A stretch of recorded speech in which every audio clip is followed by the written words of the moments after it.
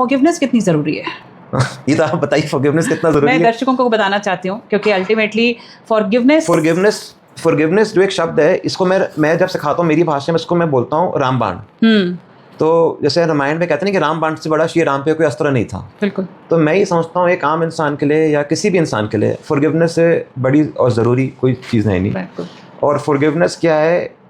Forgive किसी को करना, नंबर 1। नंबर 2 खुद उससे फॉरगिवनेस मांगना, ये बहुत ज़रूरी। क्या है देखो जी, हम कई बार फॉरगिव नहीं करते।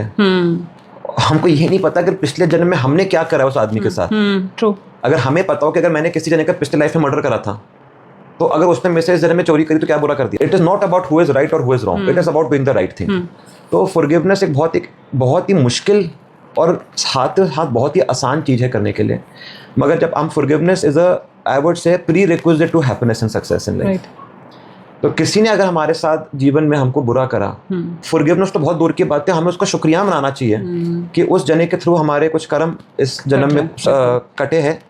और हमें उसके लिए दुआ करनी चाहिए इनफैक्ट कि जिस आदमी की वजह से हमको डिफिकल्टी हुई है, क्या पता वो गलत रास्ते चले गया हो। राइट है ना। अगर किसी ने हमसे चोरी करी है तो अब उसको तो बुरे कर्म हो गए ना, तो हमें उसके लिए दुआ करनी चाहिए कि भगवान इसको भी अच्छी जिंदगी दे। राइट। तो ये बहुत ज़रूरी है फॉरगिवनेस।